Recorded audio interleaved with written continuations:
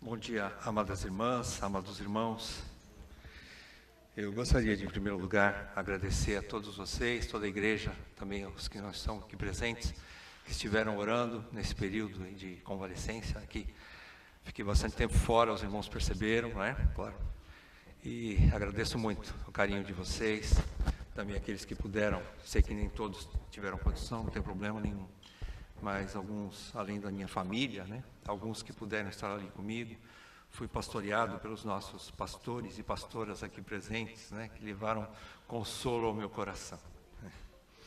Eu sou grato por poder estar, pela graça de Deus, voltando a servir a nossa amada igreja. E esse hino representa bastante do que nós passamos, né? A tempestade veio, mas ela não é eterna. E no meio da tempestade, cabe a nós, então, sossegarmos, aquietarmos o nosso coração, saber que Ele é Deus, Ele está conosco. Vamos continuar nossa exposição de Efésios. Antes disso, queria também agradecer à Junta Diaconal, né, que com esse evento, né, que nós vamos ter amanhã, é uma bênção de Deus, né, a gente poder servir aos irmãos, né, servir à igreja. Eu sou grato a Deus por esses Neemias, né, que continuam a edificação apesar de tudo. Sou grato a Deus, que não se deixaram esses homens muito mais valentes do que eu, muito mais corajosos e fortes do que eu. Eu não tive essa saúde nem essa coragem que vocês estão tendo. Muito obrigado, irmãos. Eu sigo vocês. Vamos continuar a edificação. Obrigado pelo espírito de Neemias que toma vocês para continuarem edificando a igreja. Muito obrigado, diáconos. Vamos lá, exposição de Efésios, 7ª parte, estamos aí no capítulo 2, vamos terminar o capítulo 2, se Deus assim permitir, hoje, do versículo 11 até o versículo 22. Efésios 2, de 11 a 22. Vamos olhar para esse texto sob o tema Só em Cristo a paz com Deus para todos. Só em Cristo a paz com Deus para todos. Versículo 11. Portanto, lembrai-vos de que outrora vós, gentios na carne, chamados incircuncisão por aqueles que se intitulam circuncisos na carne, por mãos humanas, naquele tempo estáveis sem Cristo, separados da comunidade de Israel e estranhos às alianças da promessa, não tendo esperança e sem Deus no mundo. Mas, agora em Cristo Jesus, vós que antes estáveis longe, fostes aproximados pelo sangue de Cristo, porque Ele é a nossa paz, o qual de ambos fez um, e tendo derribado a parede da separação que estava no meio, a inimizade, aboliu na sua carne a lei dos mandamentos na forma de ordenanças, para que dos dois criasse em si mesmo um novo homem, fazendo a paz. E reconciliasse ambos em um só corpo com Deus, por intermédio da cruz, destruindo por ela a inimizade. E vindo, evangelizou paz a vós outros que estáveis longe, e paz também aos que estavam perto. Porque por ele, ambos temos acesso ao Pai em um Espírito. Assim já não sois estrangeiros e peregrinos, mas concidadãos dos santos, e sois da família de Deus, edificados sobre o fundamento dos apóstolos e profetas, sendo Ele mesmo, Cristo Jesus, a pedra angular, no qual todo o edifício bem ajustado cresce para santuário dedicado ao Senhor, no qual também vós, juntamente, estáis sendo edificados para a habitação de Deus no Espírito. Ó Deus, diante de um texto tão rico e profundo, pedimos, Pai, a ajuda do Teu Espírito, como sempre. A nossa dependência é total do Teu Santo Espírito, para que possamos extrair daqui o falar de Deus aos nossos corações, as lições que precisamos, como igreja, aprender de Ti, Espírito Santo. Tu que inspirastes Paulo para escrever esse trecho tão magnífico e tão difícil, às vezes, para a nossa compreensão. Que o Senhor também nos ajude, Espírito Santo, a termos a compreensão do que o Senhor fala nesse trecho. Que cada um de nós aqui nessa manhã seja edificado pela Tua palavra. E que tudo gere edificação para a igreja, que tudo gere crescimento espiritual para cada membro. E assim vivamos para a Tua glória, porque este é o objetivo, para que sejamos esta habitação de Deus no Espírito, onde adoramos o Senhor de maneira correta. Ajuda-nos, Senhor, a compreender. Fala conosco, Pai. Nós te pedimos em nome de Jesus. Amém, Pai. Amém. Só em Cristo a paz com Deus para todos. Nós vimos, fazendo uma breve recapitulação, que nós já vimos em Efésios. No comecinho nós vimos que Paulo escreve essa carta para os santos que vivem em Éfeso, versículo 1, né? E fiéis em Cristo Jesus, ou seja, para aqueles eleitos e vivos espiritualmente. Isso já nos indica alguma coisa. Já temos uma grande lição lá logo no começo, nem todos estão ali vivos espiritualmente. Mas existem santos e aqueles que estão em Cristo Jesus, fiéis, que não é para todos. Segunda lição que nós aprendemos, depois o apóstolo apresenta então a tão grande salvação, vai aí do versículo 3 até o versículo 14, essa tão grande salvação que nós temos em Cristo Jesus, todo crente tem. Ele vai falar da redenção planejada pelo Pai que elege, executada pelo Filho na cruz do Calvário e aplicada individualmente aos eleitos pelo Espírito Santo, que sela, que garante a salvação, usando o poder do Evangelho. O Espírito fala através do Evangelho para cada um de nós e nós somos salvos. Nós cremos em Jesus Cristo. É isso que ele está mostrando do versículo 3 ao 14 do capítulo 1. Final do capítulo 1, de 15 a 23, Paulo ora também para que todos amadureçam como filhos. O objetivo de Deus sempre é crescimento para os seus filhos, para que não fiquem sempre como bebês, mas que cresçam. E Paulo então roga a Deus em oração. Ele faz essa oração aqui do versículo 15 ao 23 do capítulo 1, né, para que todos os filhos de Deus amadureçam, tendo pleno conhecimento da pessoa e obra de Cristo Jesus. Depois, no comecinho do capítulo 2, que nós estamos ainda, no início do capítulo 2, de 1 a 10, Paulo expõe o tema mais importante, talvez um dos trechos mais importantes da Bíblia, que fala sobre salvação. A salvação, aquilo que mexe tanto Romanos, os textos de Romanos, como esse trecho aqui, nos ensina a realidade de como nós estávamos mortos e como Deus exclusivamente opera a salvação sozinho, sem nenhuma participação humana. Então, Paulo expõe esse tema de soteriologia, sobre salvação. A salvação unicamente pela graça mediante a fé. E tudo isso vem da parte de Deus, pois todos nós estávamos mortos em nossos delitos e pecados, sem condição alguma ou incapazes de agir em favor de nós mesmos. Ninguém se salvou. Deus fez isso. Agora chegamos no versículo 11, vamos aí então estudar o versículo 11 a 22. Paulo faz agora ele começa, a fazer uma transição de tema. Ele estava falando sobre soteriologia, ele estava falando sobre salvação. Agora ele fala ainda um pouco de salvação, mas ele começa a entrar num outro tema de teologia. Por isso que essa passagem é rica, a gente vai ter que ir devagar e eu quero que vocês tenham paciência comigo. Uma, porque eu estou enferrujado, faz tempo que eu não prego. Segunda, é que o texto é rico e eu não quero deixar que nós percamos a essência disso tudo. Então, os irmãos vão aguentar um pouquinho.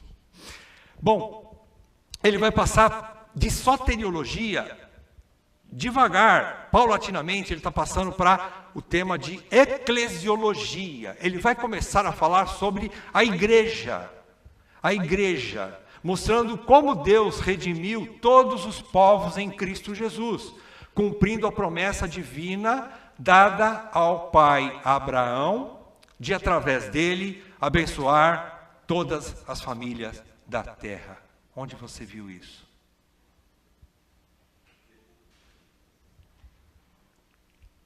Deus é impressionante. Eu temo esse Deus. Irmãos, nós lemos agora há pouco, aqui no início, o texto de Gênesis, capítulo 12, de 1 a 3. Eu não vou abrir, nós já lemos. Deus chama Abraão de Ur dos Caldeus, chama ele e fala assim: vai, sai da tua terra, da tua parentela, da casa do teu pai, vai para a terra que é onde eu te mandei. Lá eu te abençoarei, te farei uma grande nação. Os que te abençoarem, eu abençoarei. Os que te amaldiçoarem, eu amaldiçoarei.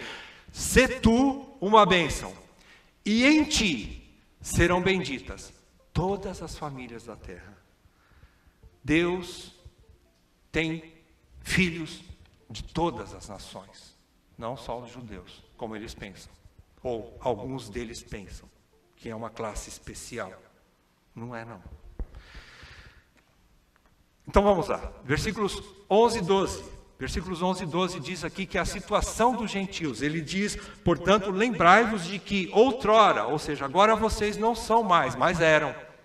Então lembre-se disso, ó gentios, ó efésios, ó brasileiros, qualquer outra raça, exceto os judeus, qualquer outra nação, exceto os judeus, gentios de qualquer raça.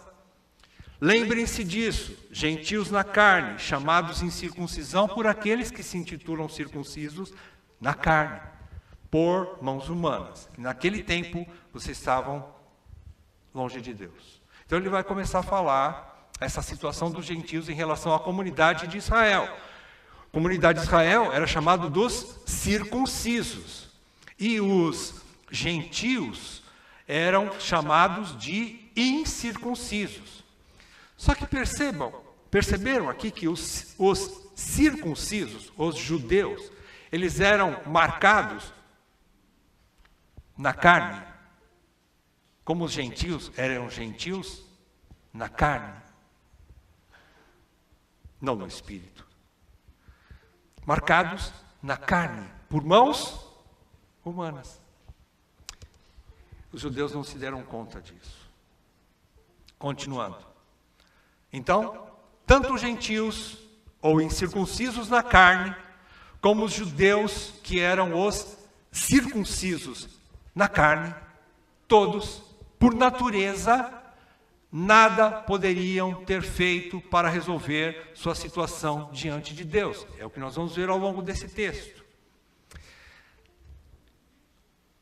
Versículo 12 diz que nós, gentios, naquele tempo, estávamos sem Cristo, separados da comunidade de Israel e estranhos às alianças da promessa, não tendo esperança e sem Deus no mundo. Se você pega o comecinho do texto, do versículo 12, e o finzinho dele fala que nós estávamos sem Cristo e sem Deus. Ou seja, não há Deus fora de Cristo. Ninguém tem Deus a não ser através do Filho. Judeu que não crê no Filho está sem Deus. Continua sem Deus, apesar da circuncisão, apesar da raça.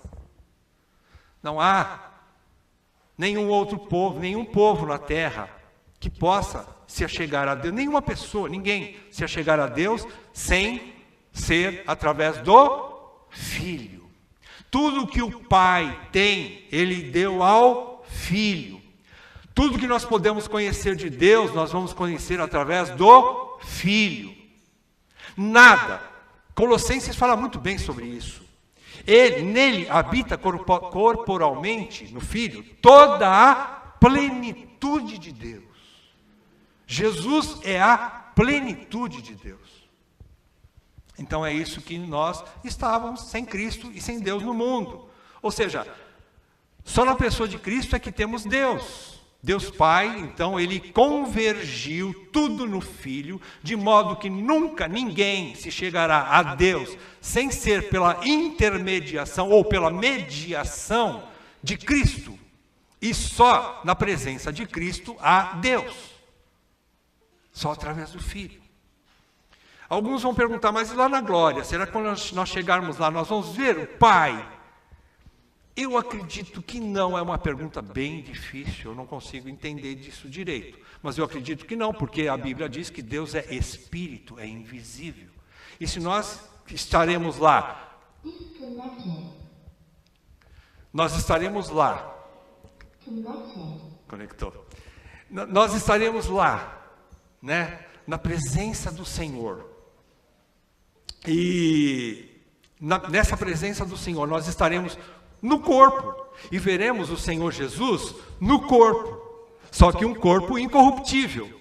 Então, se nós estaremos no corpo e veremos com esses olhos, que a terra não vai mais comer, e estaremos irrepreensíveis, transformados de maneira irrepreensível, ou vou ver Deus Pai através do Filho.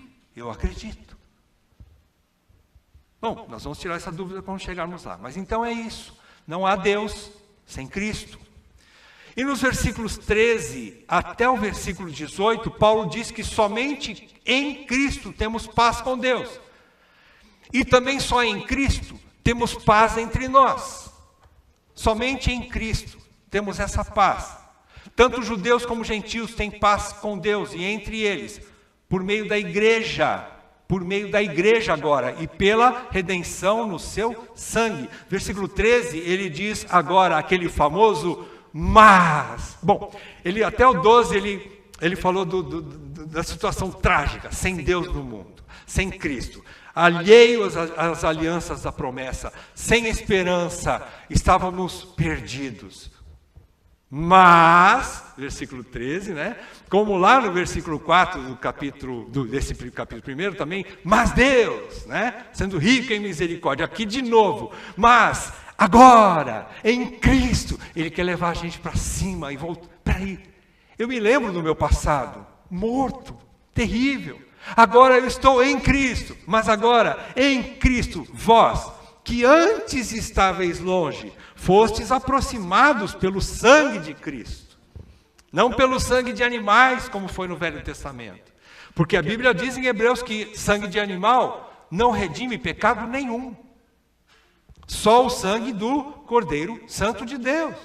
Pelo sangue de Cristo. Nos aproximamos. Por quê? Versículo 14. Ele é a nossa paz. Cristo é a nossa paz. O qual de ambos fez um. E tendo derribado a parede de separação que estava no meio, a inimizade, aboliu na sua carne a lei dos mandamentos, a forma de ordenanças, para que dos dois criasse em si mesmo um novo homem. Perceberam? Ele fez, de ambos fez um, versículo 14. Versículo 15. Criasse em si mesmo um novo homem, fazendo a paz. Versículo 16. E reconciliasse ambos em um só corpo com Deus. Vamos analisar isso aqui direitinho. Os gentios estavam longe. Significa que eles estavam no mundo, assim que a gente diz, né? Nós estávamos no mundo. Estávamos no mundo. Os judeus estavam perto. O que os judeus tinham diferente das outras nações, os gentios? Qualquer outra nação, vocês sabem que são gentios, né? São todas as nações, exceto os judeus. Só os judeus eram considerados povo de Deus na época.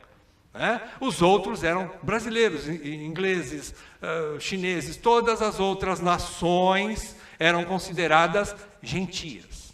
Né? Então estavam longe, os gentios estavam longe, os judeus estavam perto. Como? Através da religião judaica. Através da religião judaica. Mas a igreja está em Cristo. Uns estavam longe. Quem está mais longe aqui? A irmã Lígia está longe de mim, né? Está mais longe aqui, em relação a vocês. Ok, o Marco Aurélio está mais perto de mim. Mas o Espírito Santo está em mim. É diferente. Perto, mas não em Cristo ainda. A igreja está em Cristo. Veja.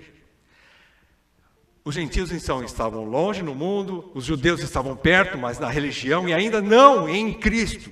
Então, em Cristo é estar na igreja. Agora, quando eu falo igreja, queridos, eu nunca, jamais quis dizer placa de igreja. Nunca quis dizer exclusividade aqui. Nunca quis dizer que nós somos donos da verdade, que só através da ICCG você é salvo. Jamais. A igreja, aliás, muitos dos que estão na igreja não são igreja. E isso dói falar. Eu vou chegar a isso lá no fim. Mas vamos nos deter aqui no versículos 13 ao 18 ainda, onde nós estamos examinando essa questão. Então, perceberam?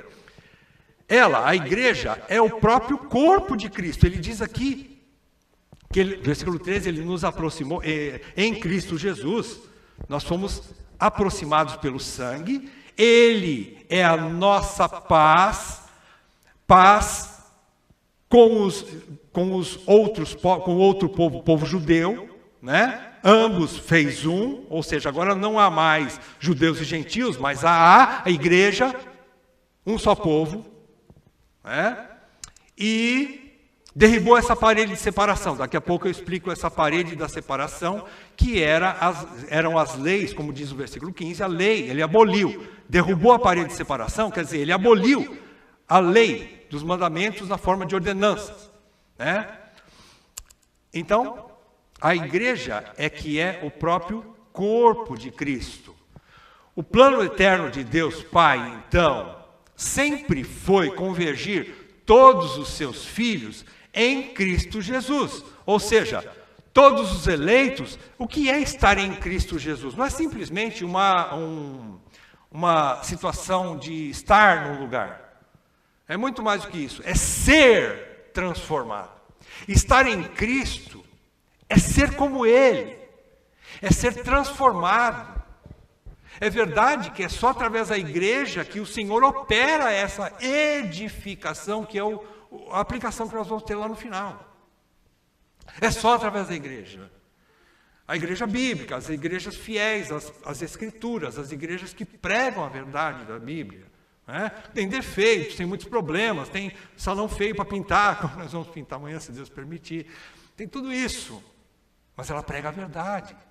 Se ela prega a verdade, ela edifica. É isso que importa.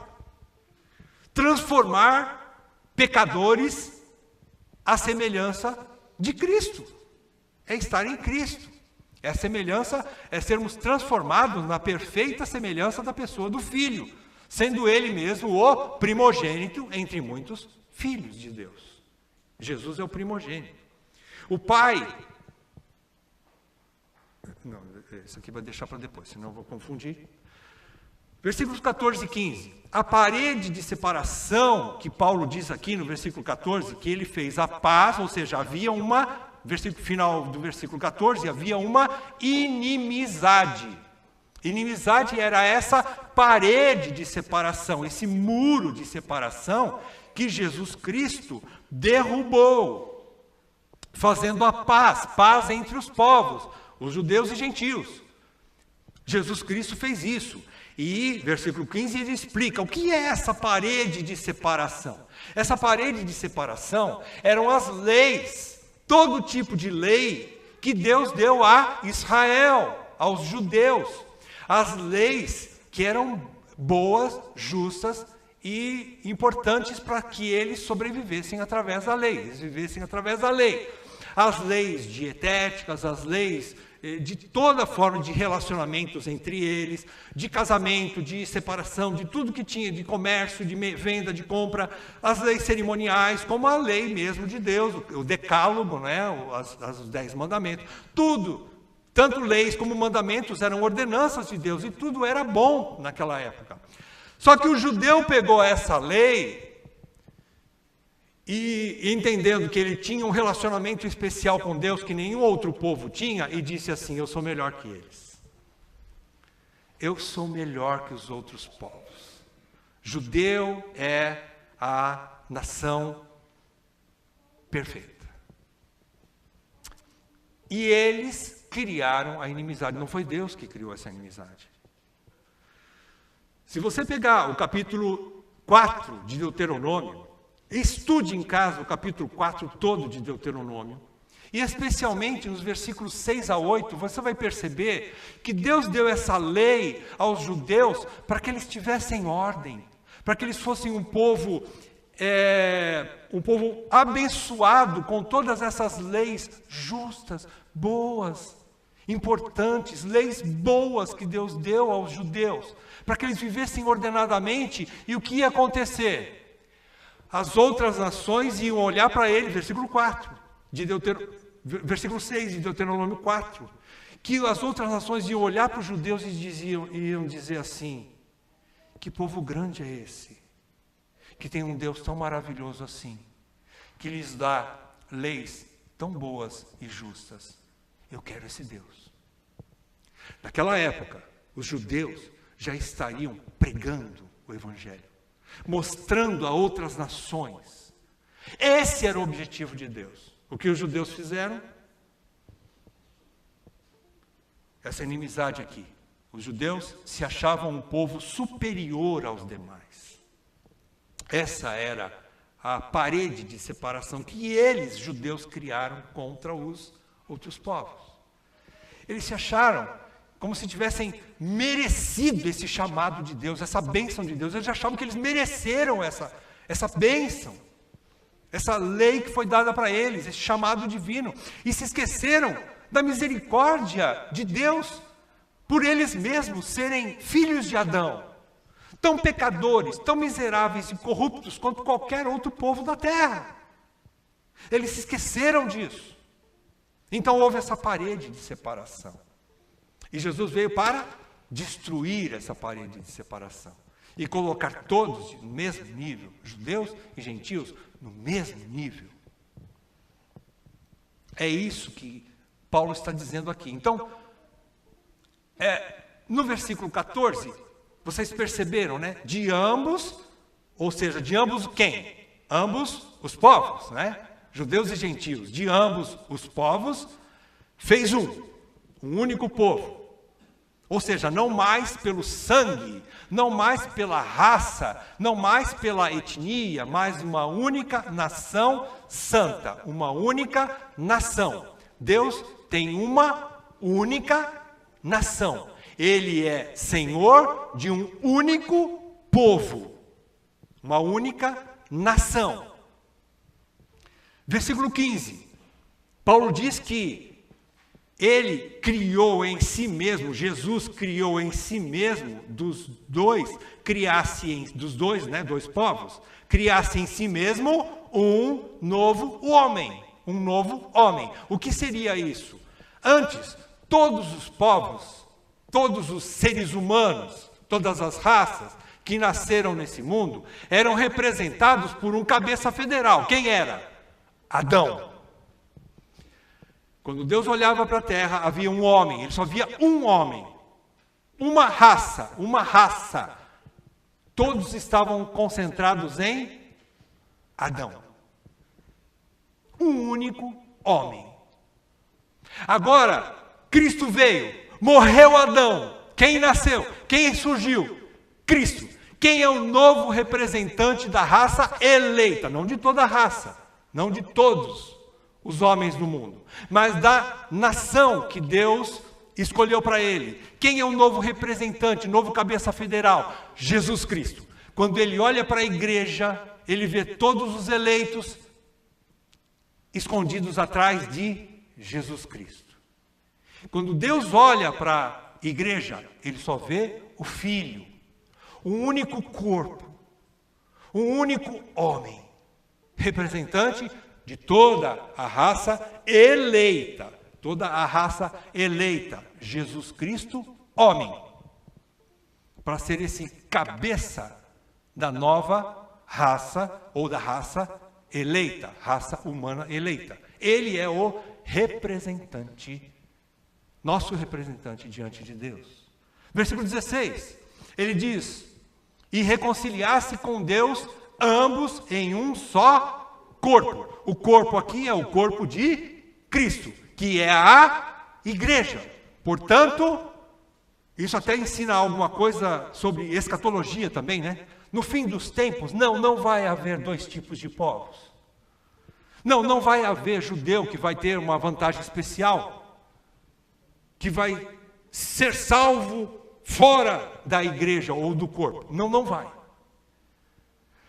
O judeu só vai ser salvo se ele crer em Jesus Cristo, o Messias, o único Salvador. Não há, apesar de terem algumas correntes escatológicas aí que dizem diferente disso, acreditam que os judeus vão ser salvos de última hora por alguma coisa especial que Deus já tinha reservado para eles. Eu não posso ver isso nesse texto. Eu não consigo extrair isso desse texto.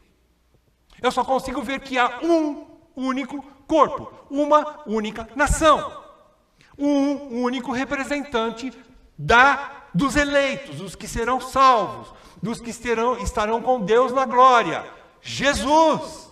E quem não crer em Jesus, não tem o Pai. Quem não tem o Filho, não tem o Pai, diz a palavra. Muito bem. Ou seja, Cristo destruiu a inimizade entre judeus e gentios, ok? Criando uma nova unidade. Perceberam aí? De ambos fez um, né? Versículo 14, versículos 15. Um novo homem, versículo 16. Um só corpo. Perceberam o sentido de unidade que Paulo dá aqui? Perceberam a importância da igreja viver em unidade? Perceberam que Deus não quer e Ele abomina divisão? Perceberam que Ele quis fazer um só povo, e depois Ele vai fazer mais outras analogias aqui para a igreja. Mas aqui já está indicando, no seu próprio corpo, Cristo fez uma nova unidade, que é a igreja.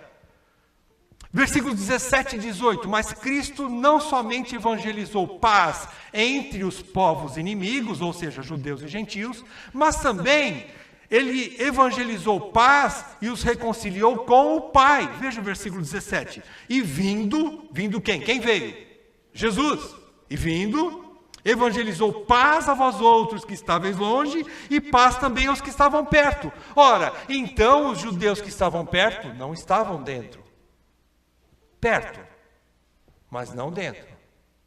Não eram ainda povo de Deus. Precisava do Messias. Aqueles judeus que creram lá no passado no Messias que viria, são salvos, claro.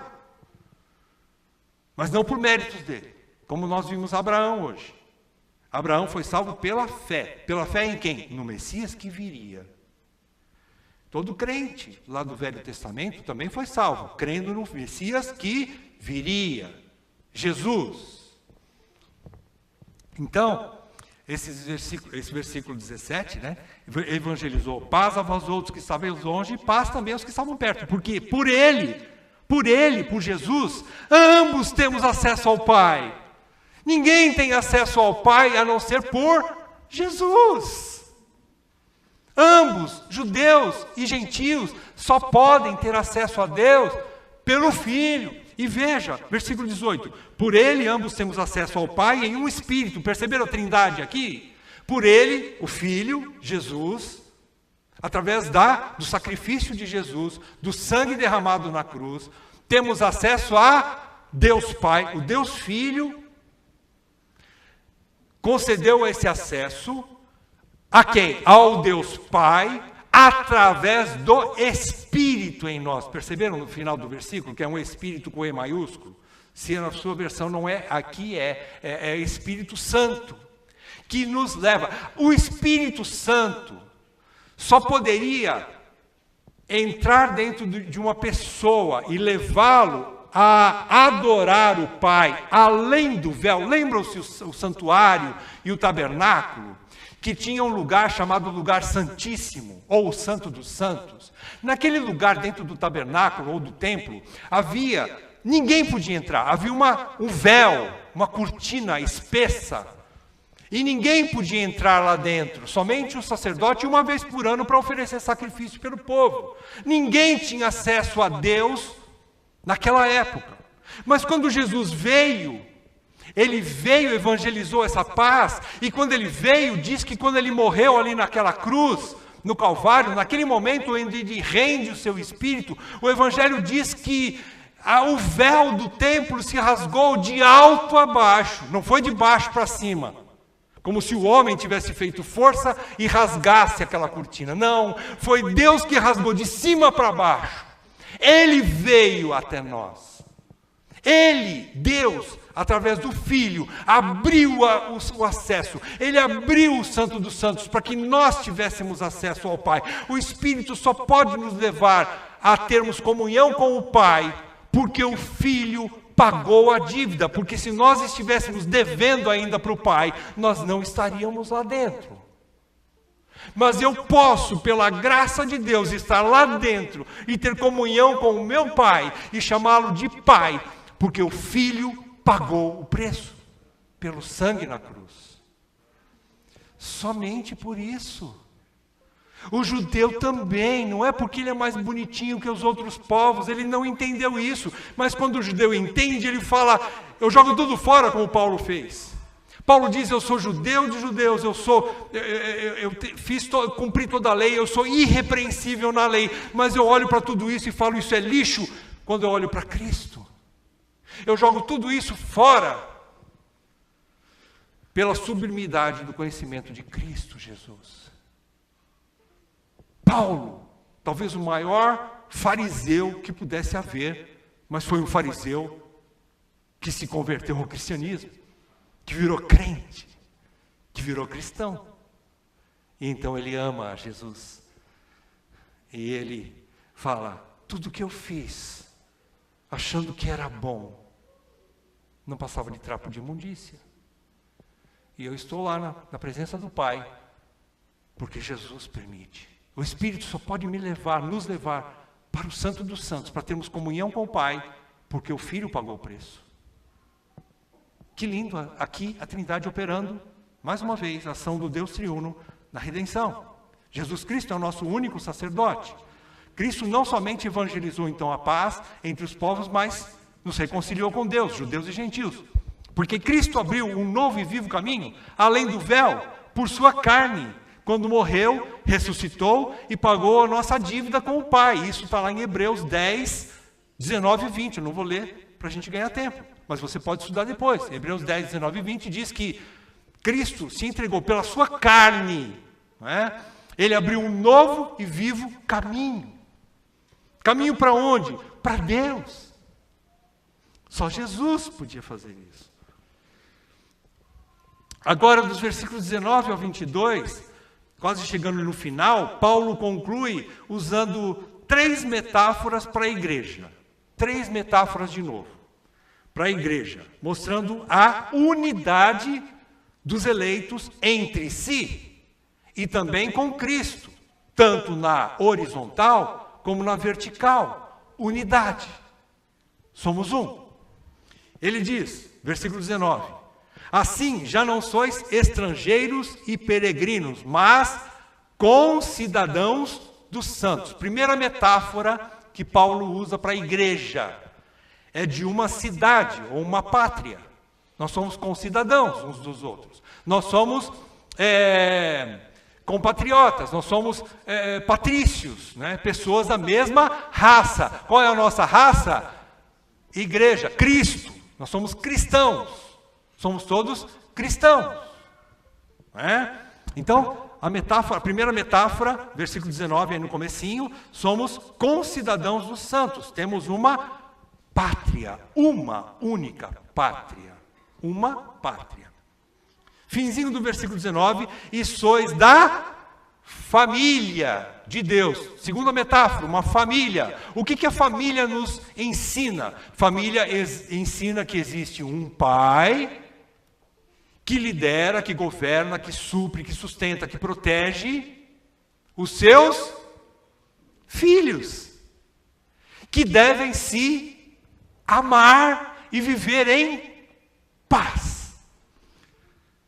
Quando não há paz numa família, é difícil você dizer que aquilo é uma família.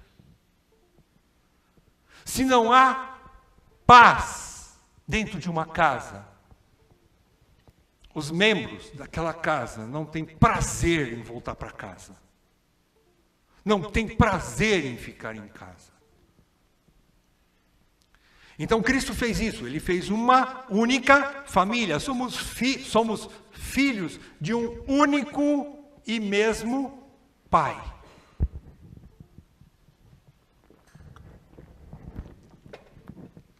Família. Somos filhos de um único e mesmo Pai. Terceira metáfora, versículo 21. No qual todo edifício bem ajustado cresce para santuário dedicado ao Senhor. Edifício, qual é o edifício? É uma casa, certo? Uma casa. Então nós somos pedras que fazem parte dela. Toda pedra, todo tijolo, todo elemento usado na construção de um edifício é útil para aquele edifício. Todos vão contribuir de alguma forma para a edificação daquele edifício. Não são só os oficiais de uma igreja que trabalham em prol da edificação do edifício. Todos, de alguma forma, participam. Então ele diz que todo edifício bem ajustado cresce para santuário dedicado ao Senhor. Estou no versículo... versículo 20 ainda, né? Versículo 21 eu estou, né? Nós somos pedras que fazem parte dessa edificação. Mas no versículo 20, ele diz aqui que somos edificados sobre o fundamento dos... Fundamento fala de uma fundação, fala de um baldrame, não é? De um alicerce, né? Há um alicerce. Quem é o alicerce? Quem é a base sólida que sustenta esse edifício? Só tem uma base sólida. Não são os oficiais da igreja. Não são os membros da igreja. É Jesus. Jesus Cristo é a base da igreja, é o fundamento sólido. A igreja está edificada sobre um fundamento, versículo 20 de novo, né? A igreja está edificada ali sobre um fundamento dos apóstolos e profetas. Quem foi que falou? Paulo inverte aqui, né? Ele poderia ter falado profetas e apóstolos, porque os profetas do Velho Testamento vieram primeiro, né? Depois os apóstolos, mas ele quis trazer apóstolos e profetas, possivelmente, porque os apóstolos estavam mais perto da época que essa carta foi escrita. Lembram-se do que os apóstolos falaram agora há pouco? Sim, nós nos lembramos, é verdade, Paulo. E eles estão falando também aquilo que os profetas do Velho Testamento falaram sobre o Messias que viria. Então, esse Messias já veio, chama-se Jesus Cristo. Ele é o fundamento da igreja. Toda a igreja que está fundada sobre Jesus Cristo, ela é sólida, apesar dos percalços do caminho. Apesar das lutas a enfrentar, apesar das perseguições. Mas se ela permanece em Jesus Cristo, ela permanece segura. Ela está edificada sobre a rocha. Então, Jesus Cristo é esse fundamento. Então, queridos, há somente uma pátria, de novo, né? Voltando, uma cidade da qual nós somos concidadãos, judeus e gentios, todos os crentes pertencem a uma pátria, uma nação, cujo Deus é o Senhor, único. Única nação, cujo Deus é o Senhor, é a igreja. E também somos uma família, a igreja é uma família onde nós nos amamos, onde nós nos servimos, onde nós temos que quebrar barreiras, onde nós temos que perdoar e viver em comunhão para poder ter paz. Bem-aventurados os pacificadores, porque serão consolados. Então, queridos, e a casa, a igreja também é um edifício onde todas as pedras são úteis, fala de utilidade, de serviço. Né, do edifício. Agora, finalizando versículos 21 e 22, Paulo faz uma aplicação, e isso aqui eu vou me deter um pouquinho, tanto nas conclusões como na finalização aqui também, que é muito importante você guardar isso no seu coração. Qual é o objetivo, então? Tá bom, Paulo vai fazer essa aplicação, versículos 21 e 22. A pergunta é, o que fazer com esta tão grande salvação que temos em Cristo? Você foi salvo para estar na glória com Cristo, não é isso? Claro, nós queremos estar lá. Nós queremos ser salvos para não irmos para o inferno. Tá, mas você ainda não foi para o céu. Nesse intervalo, o que fazer com essa salvação que nós temos hoje, em Cristo Jesus? A palavra é edificar. A palavra é edificar. Esse edifício que somos nós, a igreja, está sendo edificado. Perceberam o versículo 21? No qual todo edifício bem ajustado cresce para santuário dedicado ao Senhor. Cresce. Ele não cresceu, já está pronto. Não, ele está crescendo, é um processo. Versículo 22, no qual também vós, juntamente, vós, quem? Os crentes, juntamente estáis sendo edificados para a habitação de Deus no Espírito. Perceberam que é um processo? Perceberam que a igreja ainda não está pronta? Perceberam que tem muita obra para fazer ainda? Ninguém pode dizer assim, essa igreja aqui não presta. Não, ela não presta, mas ela pode melhorar. Essa igreja aqui ainda falta muita coisa. Falta, com certeza, mas pode melhorar. Porque ela está sendo edificada. Ela está no caminho do crescimento. Então, Mateus 16, 18, Jesus disse, também eu te digo que tu és Pedro. Jesus está respondendo a resposta, a réplica sobre a resposta de Pedro, né? Que dizem que eu sou? Jesus perguntou. E Pedro responde, tu és o Cristo, filho do Deus vivo. Jesus responde, muito bem, Pedro, foi meu Pai que te revelou. Mas eu te digo, eu também te digo que tu és Pedro. E sobre esta pedra não é Pedro. É sobre esta pedra que é Jesus, o Filho do Deus vivo, sobre esta pedra, Jesus, eu edificarei a minha igreja, sobre mim mesmo, Jesus está falando, eu edificarei a minha igreja, eu edificarei a minha igreja, e as portas do inferno não prevalecerão contra ela. Jesus está dizendo assim, eu edificarei a minha igreja, mas ele não disse assim, eu construirei de uma maneira definitiva a igreja num único momento. Ele não disse isso. Ele disse que a igreja está num processo de edificação. Ele está edificando a igreja. Jesus ainda não está edificando, aliás, Jesus ainda está edificando a sua igreja através do Espírito Santo e da sua palavra em cada um dos eleitos. A igreja tem falhas em várias áreas. Ela precisa ser amadurecida, edificada, corrigida, vez por outra acontece isso, mas o que ela não pode é estar vazia do Espírito e sem a pregação da palavra.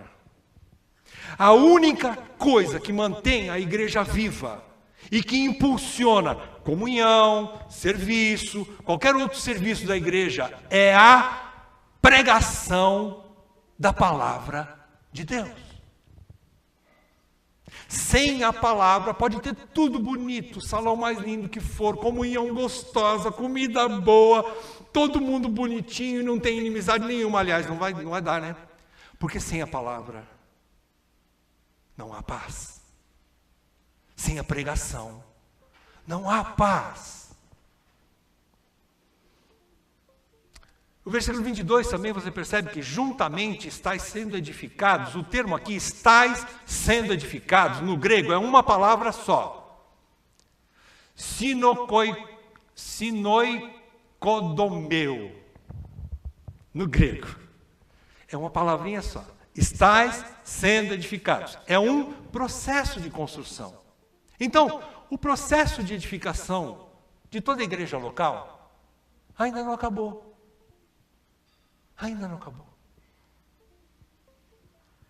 Eu sou grato a Deus, porque quando eu chorava lá na minha cama, todo esse período aí de dificuldade que nós passamos, que eu passei nas crises depressivas, a Val sempre falava uma coisa assim, e depois outros irmãos foram lá falar para mim também. Existem mais 7.000 que não dobraram seus joelhos a Baal. Eu estava chorando lá, falando, agora acabou. Agora acabou. Para mim não tinha esperança a igreja. Homem de pequena fé. Eu achava que tinha sido destruído, como Elias. Elias entrou dentro da caverna, vendo toda aquela ameaça de Jezabel. Ele entrou na caverna, ele pediu a morte para Deus. Eu pedi a morte. Eu falei, Senhor, me leva, porque agora não tem mais jeito. E a palavra era uma só. Deus preservou 7.000 que não dobraram seus joelhos a Baal. A igreja vai continuar. Existem os que permaneceram. Vai ser difícil. Agora é uma tarefa de curar corações. Nós mesmos, os próprios oficiais, são bastante, posso dizer, feridos também. Precisam das vossas orações. Às vezes a gente fica pensando, puxa, mas eles deviam estar a toda força. Eu peço que você leia 2 Coríntios, capítulo 11. Paulo fez um monte de coisa ali, ele relata todo o seu trabalho apostólico. E ele chega num ponto que ele diz assim, e sobre mim pesa, além dos fatores externos, a preocupação com todas as igrejas. E quem não se enfraquece, que eu também não me enfraqueça. Quem não está escandalizado, que eu também não esteja. Paulo, apóstolo. Nós não podemos achar que os oficiais de uma igreja são super-homens. Nós estamos com fardos, estamos com feridas a serem curadas. Às vezes a coisa ainda não está do jeito que você quer, mas ore. Ore pelos seus irmãos. É hora de um carregar o outro. Deus manda anjos, às vezes, lá na nossa casa para estar conosco, para nós podermos conversar um pouco e orar um pelo outro. Eu sou grato a Deus por isso. Eu só levantei também por causa disso. Nós não somos super-homens, queridos. Se você acha que depois de uma bordoada que nós recebemos, a pessoa levanta e vai, vamos lá, vamos continuar, tudo certinho. Não dá. Não dá. Nós somos carne, queridos. Nós somos tão frágeis como eu, como mais velho, sou o mais frágil de todos vocês. Mas pela graça de Deus, nós vamos continuar. Demorar um pouco mais.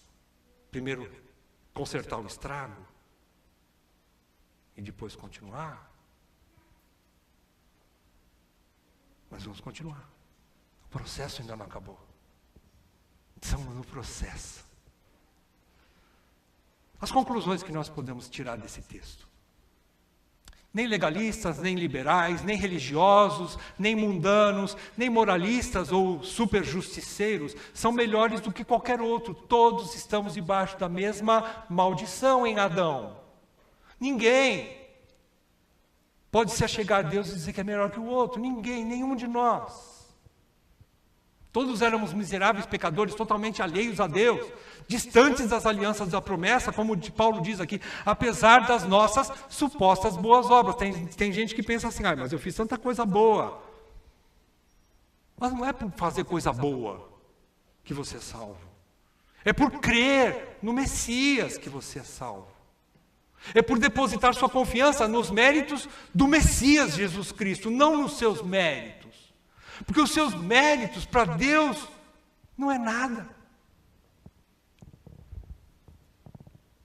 Então a primeira lição que a gente tira aqui, fomos salvos e reconciliados com Deus, única e exclusivamente pelo sacrifício e pelos méritos de Cristo. Só por Ele temos paz com Deus, só por Cristo nós temos paz com Deus. E o que isso implica para nós? Implica que isso nos humilha, isso nos esmaga, isso nos faz prostrar no chão e falar assim, miserável homem que sou, eu nunca conseguiria me achegar a Deus, mas a mesma maneira que o Espírito Santo me joga para o chão e me faz cobrir de pano de saco e cinza na minha cabeça pela minha podridão, o Espírito Santo me dá a mão e levanta e fala assim, você está em Cristo. Você está em Cristo. Você não fez nada para merecer. Aliás, você só fez coisa errada na vida. Mas Ele te amou. Simplesmente pelo amor incondicional, Ele te escolheu. E agora você é filho de Deus. Por causa de Jesus.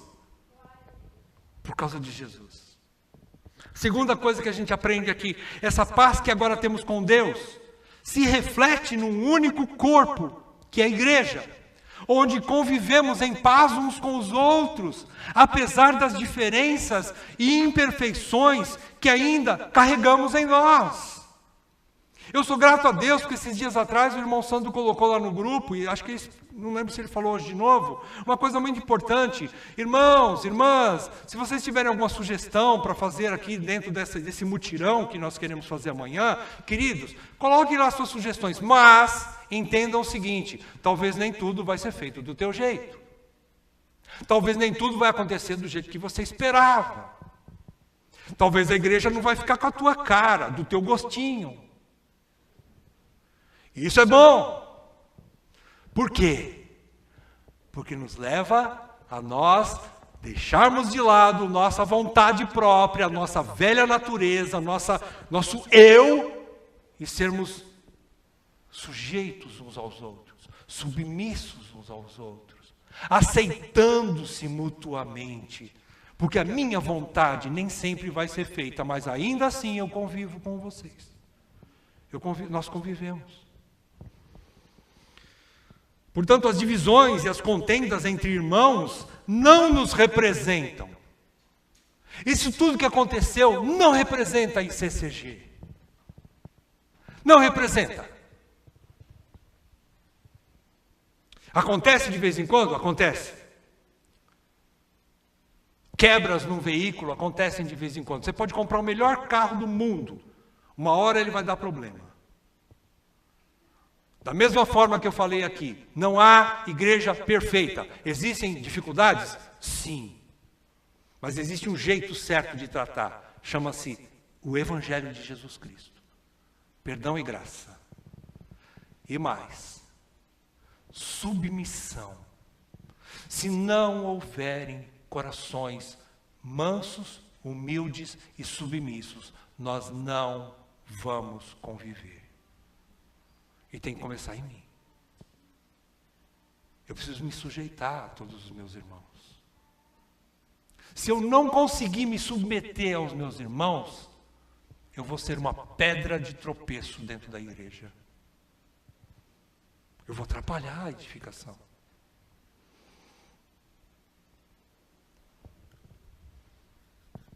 Terceira lição que a gente aprende, há necessidade então de sermos edificados. É o que Paulo conclui aqui do versículo 21, versículo 19 em diante. Assim, quando ele vai fazer a aplicação, né? Assim, ele vai falar, vocês são família de Deus, cidade de Deus, corpo de Cristo, e vocês precisam ser edificados. Ou seja, a necessidade de sermos edificados, de crescermos em Cristo, de sermos mais semelhantes a Ele, mais cheios do Espírito dEle e menos de nossa carne. Nós temos que ser menos de nós e mais de Cristo. Isso é uma coisa terrível para um ser humano como nós. Nós não queremos abandonar o Adão, o eu, o ego. Mas nós precisamos, somente nos esvaziando, que nós podemos ser cheios do Espírito. É perder para ganhar. O Evangelho é uma contradição para o entendimento humano carnal. Você só ganha quando você perde para ganhar. Você abre mão para ter. Você esvazia para se encher. Só assim o Evangelho, só assim o crente cresce. Quando ele diminui. E crescer dói. Vocês já ouviram dizer aquela dor de crescimento? As crianças às vezes falam, eu estou com dor de crescimento. A Lorena esses dias falou para mim. Eu estou com dor de crescimento. Crescer dói. Querido, se você não quiser enfrentar a dor, você nunca vai crescer. Se você, a qualquer situação difícil na vida, você pula fora, você nunca vai amadurecer. Se você vai enfrentar uma situação onde você tem que tomar uma decisão e aquilo você teme, mas você tem que enfrentar aquela situação, somente assim você vai amadurecer. Quando as situações difíceis vêm para um povo, para uma família, para uma igreja, é hora onde Deus está separando os homens dos meninos. É hora onde Deus vai separar aqueles que realmente Ele quer que cresçam dos que não querem. Edificação é isso. Dói para mim, irmãos, dizer isso, mas é a realidade. Nenhum pai, o Senhor não nos enganou, Jesus não nos enganou, Ele disse, olha, no mundo vocês passarão por aflições, mas tem de bom ânimo, eu venci o mundo. Ele falou que nós vamos passar. Paulo diz também a Timóteo, todo aquele que quer viver piedosamente padecerá perseguições. Tiago diz no capítulo 1, ele diz ali do versículo 2 ao 4, que é através, bem-aventurado o homem que aceita toda a provação que vem sobre si, porque a provação produz perseverança, e a perseverança deve ter ação completa, para que sejais, vamos lá, sejais o quê? Maduros e íntegros, nem nada deficientes. O que é em nada deficientes? É um homem, uma mulher madura. Cresceu. Através do quê? Das provações. Provação produz perseverança, perseverança produz maturidade. O maduro não abandona. O maduro fica.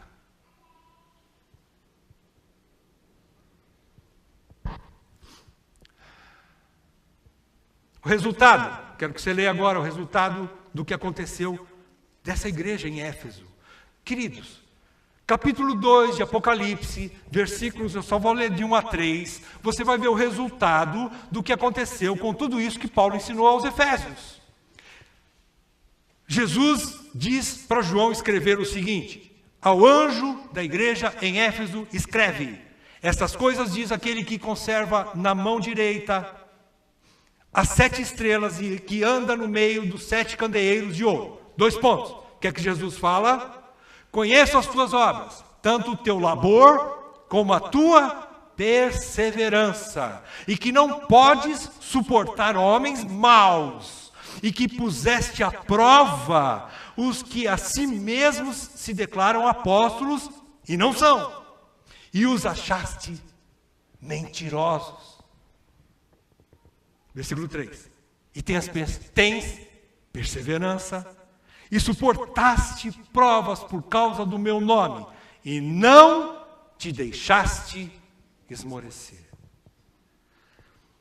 Éfeso foi uma igreja que aprendeu a discernir entre o verdadeiro e o falso. Ela era uma igreja madura.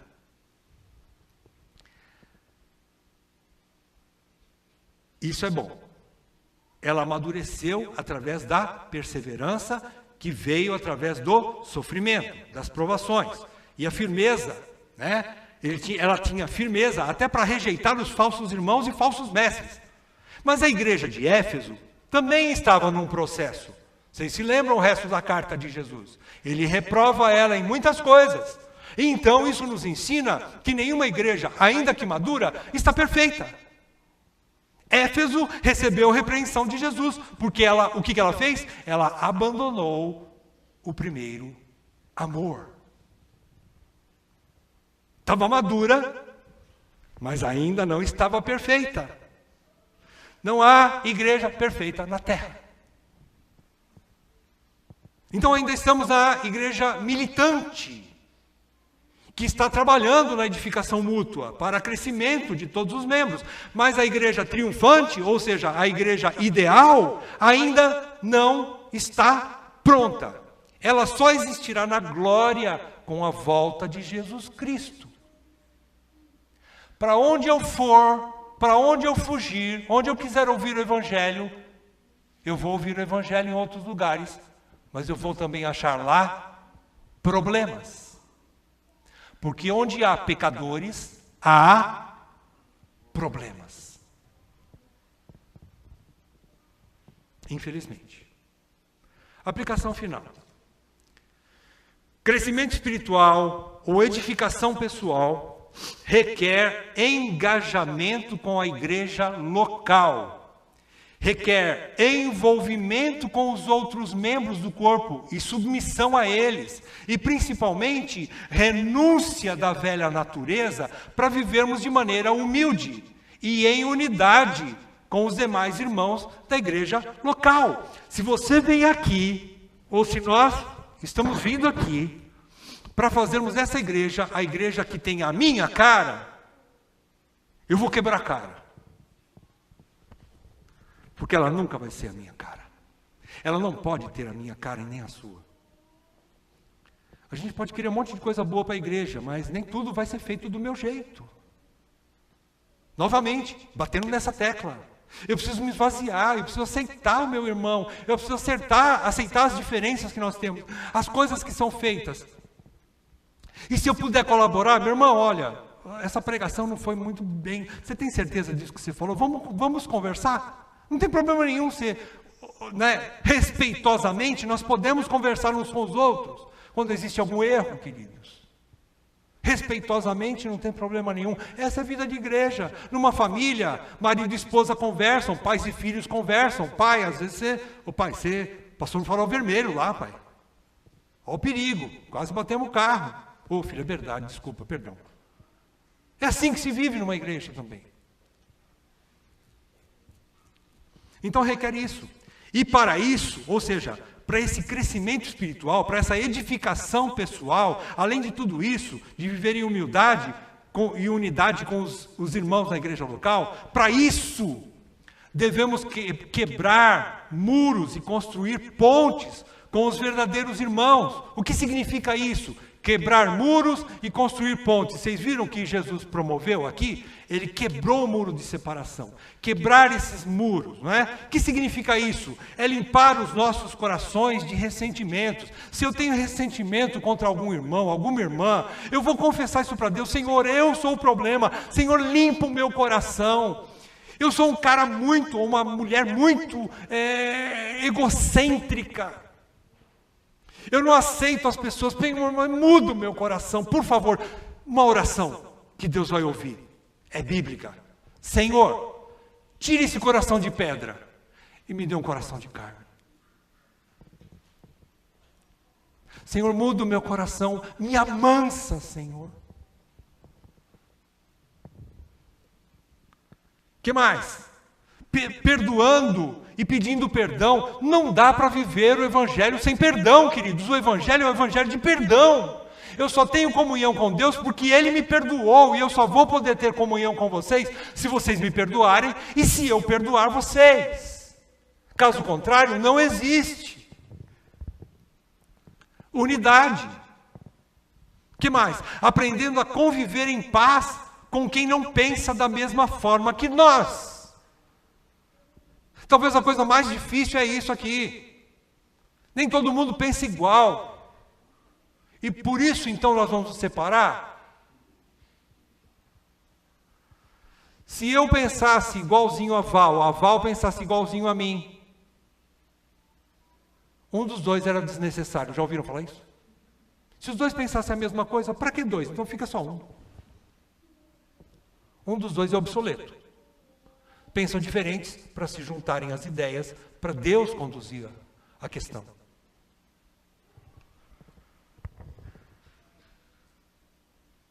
Aprendendo a conviver.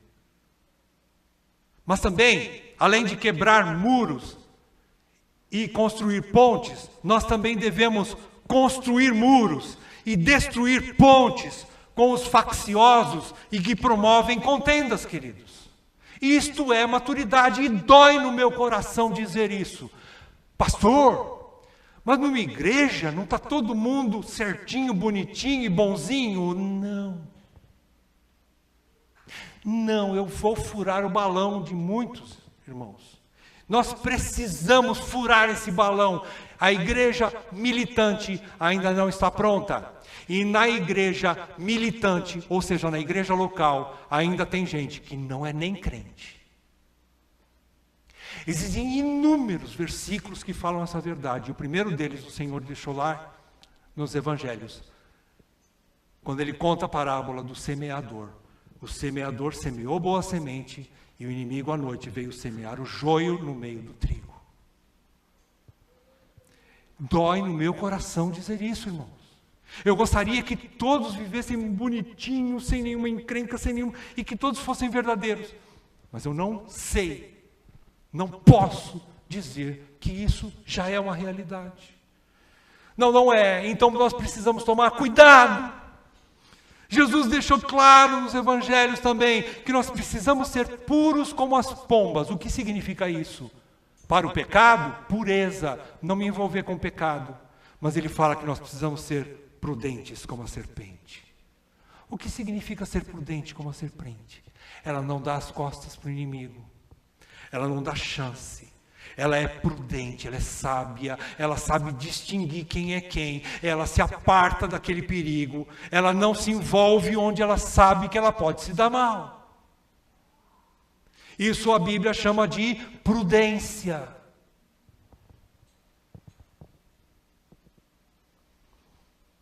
Finalizando com a frase do Dr. Augustus, quando ele pregava sobre essa mensagem, eu peguei literalmente a frase dele para fazer o encerramento, e ele diz então assim, Dr. Augusto Nicodemos disse: então, não seja você um instrumento de Satanás para promover divisões e ferir a igreja de Cristo, mas seja um instrumento do Espírito Santo para promover a paz e a edificação em sua igreja local. Sejamos pacificadores e não inimigos da paz. Quando a gente ouve isso, a gente fica assustado. Não sei você como é que está aí recebendo uma mensagem dessa. Mas como eu preciso deixar a minha meninice, deixar às vezes aquela coisa que a gente tem assim no coração, puxa, mas esse ele é verdadeiro, e a gente se decepciona. Irmãos, nós precisamos colocar tudo nas mãos do Senhor, e só Ele sabe quem é joio e quem é trigo. Nós não temos essa capacidade, não é isso. Mas nós temos que orientar a igreja. Igreja, tenha cautela. Tenha cautela quando você vê onde a fumaça há fogo. Devemos ter cuidado com algumas conversações, porque diz a palavra de Deus que elas corrompem os bons costumes.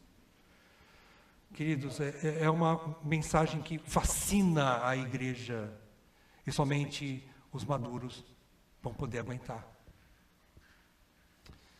Que Deus nos ajude, queridos, a nós pegarmos essa palavra, levarmos para casa. Aquilo que é de Deus, guarde no seu coração. O que não é, joga fora. Vamos orar. Senhor nosso Deus, nós queremos somente que a verdadeira semente, que é a Tua palavra, germine em nossos corações. Nós te pedimos, Senhor, porque a Tua palavra diz que ela não volta vazia, mas ela cumpre todo o Teu propósito. Senhor, que a Tua palavra cumpra o Teu propósito em cada um de nós aqui nessa manhã. Senhor, nós queremos, Pai, que a Tua igreja continue sendo edificada. Nós queremos, Senhor, sermos promotores da paz. Senhor, não nos deixe estarmos tão egocêntricos, sentados em nossa própria razão, em nossa própria vontade, que não possamos ter comunhão. Senhor, quebra todas as barreiras que impedem a verdadeira comunhão. Mas, Senhor, também eu te peço, nos dê prudência, para que não sejamos tolos e tão inocentes e que caiamos no laço do diabo. Senhor, proteja a Tua igreja de todo engano. Senhor, proteja os Teus filhos, Senhor, de toda palavra distorcida que pode levar ao erro. Senhor, nós somos ovelhas que não sabemos nem para onde ir. E precisamos de Ti, Senhor, como verdadeiro pastor que nos leva a lugares seguros, a pastos verdejantes, a águas de descanso. Ó Senhor, pastoreia a Tua igreja, porque nós não conseguimos sozinhos. Ajuda, Senhor, o Teu povo a continuar caminhando e continua edificando a Tua igreja, Pai. É o que nós te pedimos em nome de Jesus. Amém, Pai. Amém.